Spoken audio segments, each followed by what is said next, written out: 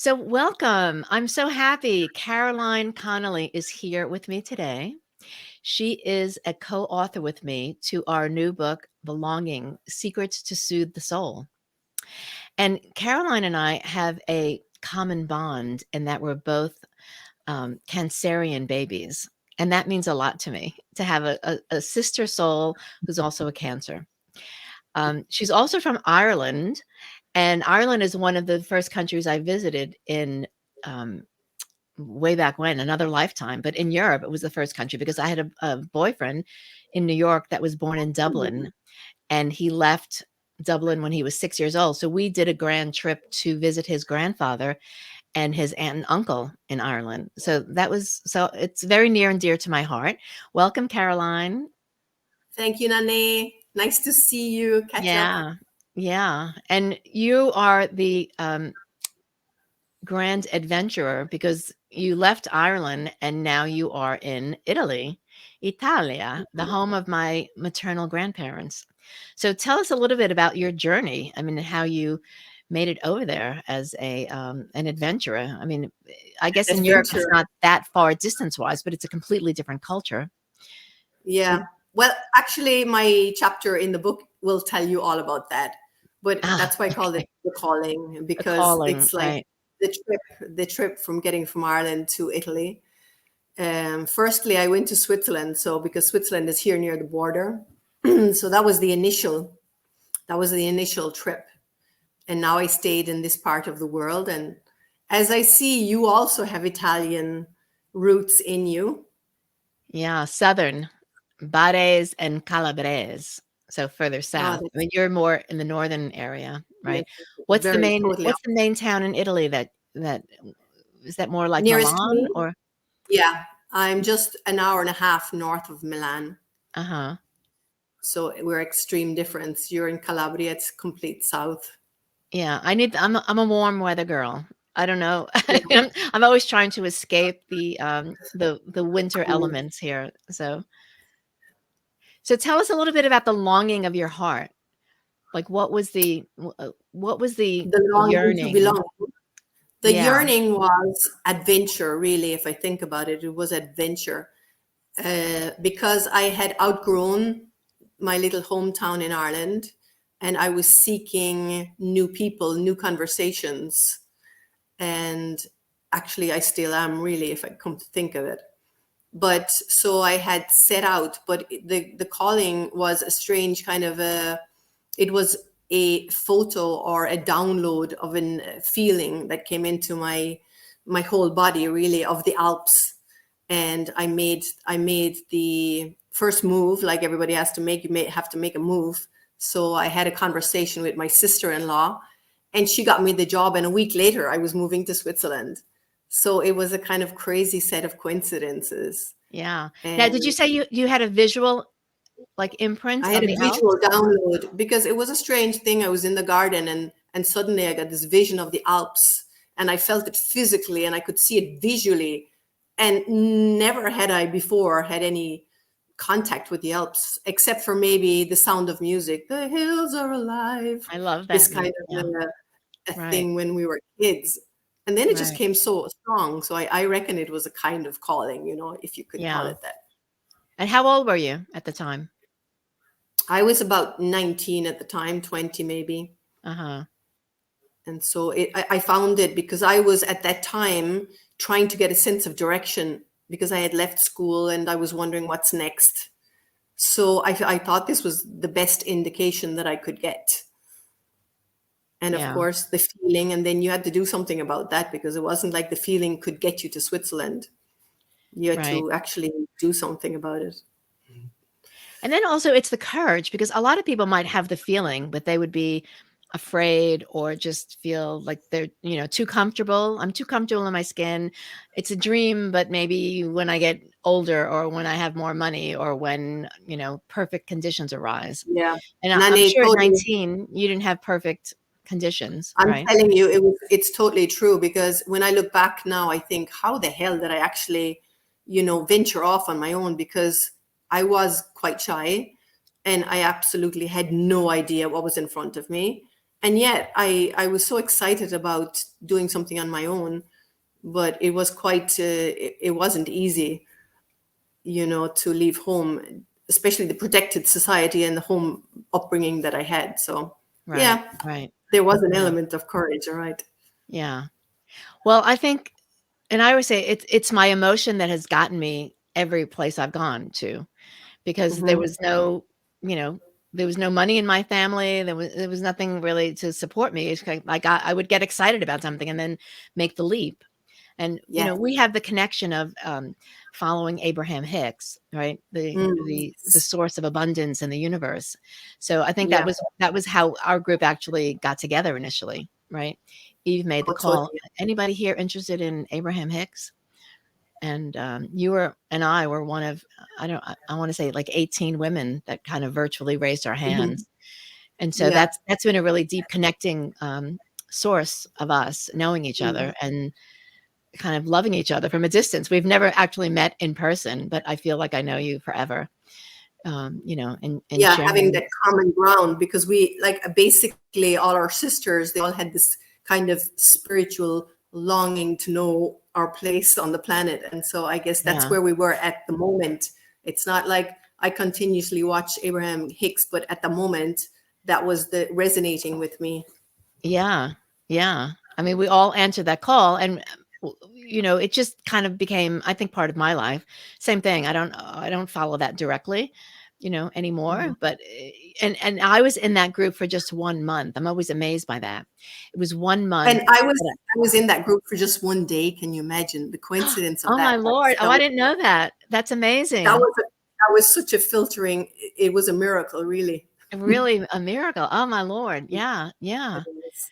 Because you never know, like, synchronistically, how things wind up. I mean, and, I know. sometimes we put a conscious manifestation thought, and sometimes we don't. It's just like what somehow I always think is meant to be, right? That we would Yeah. cross paths. Um, yeah, that's Timing is amazing. everything. Yeah. So you've been to Italy and Switzerland, and did you ever look back to say, "Wish I'd never done this?" No, no, never. Never. I don't believe in really going backwards. I think you always have to go forwards no matter Right. what. Yeah. Yeah. Yeah.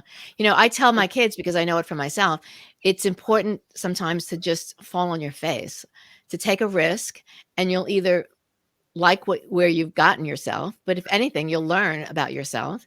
And then if you fall on Uh-huh. your face, you're going to learn so much more than if you had succeeded sometimes, Yeah. and although that, it's not that it's never not scary to take the first step. It's never that, you're just born with courage. You just have to take little incremental steps and then go, oh, wow, look where I am. I took the Yeah. first step. There's that Chinese saying, the journey of the 1,000 miles starts with the first step. So Of course. Yes. I always like to teach that to people and speak about it and tell my kids, don't Hmm. worry, just take a step. Doesn't matter what direction. You can't take two opposing steps, but take one. And if that doesn't work out, you can always take the other one. Okay. Yeah. Yeah. Totally. So what do And you what if do you you love look so at it, much? Like what yeah. what what opens up your heart so much, like being where you are right now? Well, opening up my heart. Well, I teach English to Italians, and my students open up my heart when I see their need to express themselves and finding frustration and alleviating the frustration for them and making them, see themselves in a worldly fashion rather than just in a little community. So that's fun. Right. And So you're recently, mm, yes, recently I've been teaching a lot of kids, so that's always fun teaching kids. It's kind of challenging at times, but at least it's real fun because they're usually, happy and in the vortex, let's say. right. Yeah. Yeah. That's fun. No frills, like a no No, frill experience, right? Just fun and just excitement and lots of laughter, right? yeah. Yeah. Yeah. Well, I know, I mean, one of our bonds is, there's a few of us that we love to laugh. And so when I hear your laughter, like it's infectious also. So I'm sure with Good, good. children, you would have the same experience, right?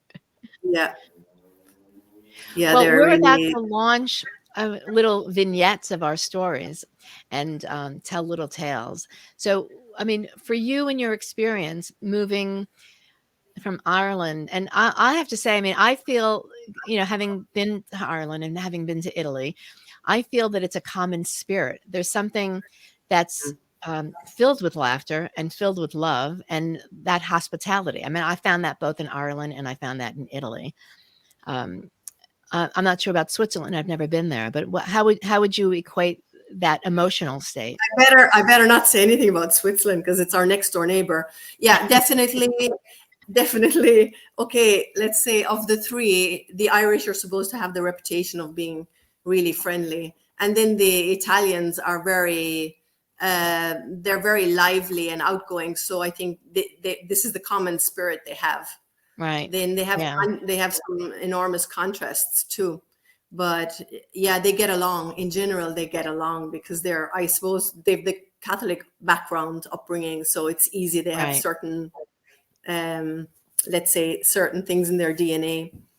But Yeah. fun Oh, is definitely one of them. fun, Fun, right? Yeah, fun and yeah, laughter and parties. They both love yeah, parties. parties. Well, it's Especially interesting because parties. where I grew up in New York, it's a common combination, Irish Italian, Irish Italian. Mhm.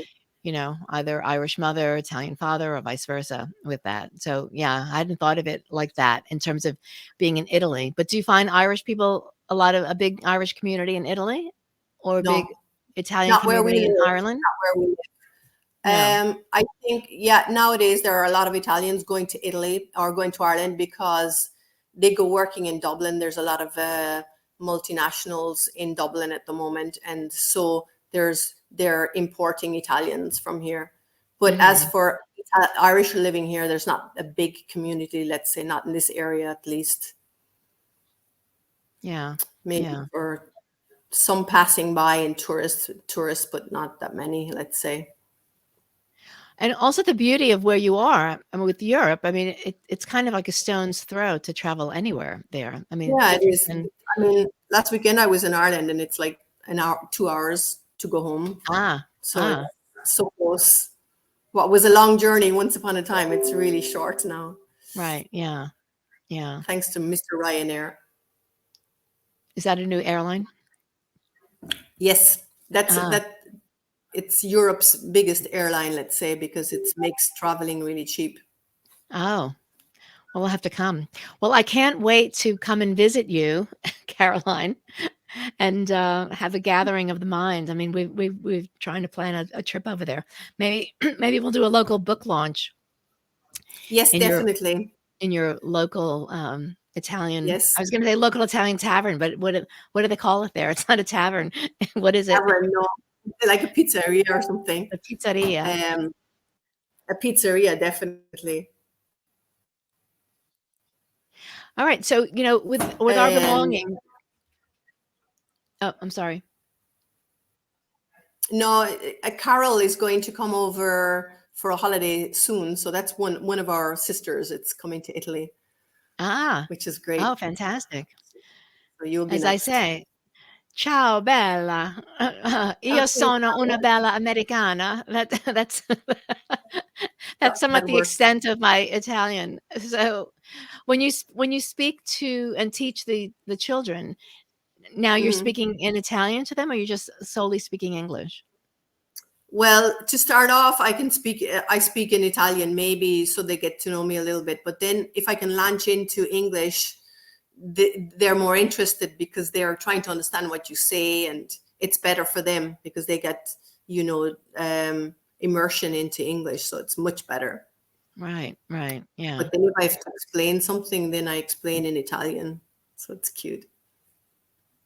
And it's fascinating because I'm sure that they start to hear your lilt, your Irish lilt, right? So in that way, they're also getting a sense of your culture as well, Yeah, right? also. Yeah, Yeah. because when I speak in Italian, I also have an English accent. So they think it's kind of, they say, sometimes they say to me in Italian, do you speak Italian? I mean, even if I'm speaking in Italian, because they hear the accent and they think Oh, they can't really? make it.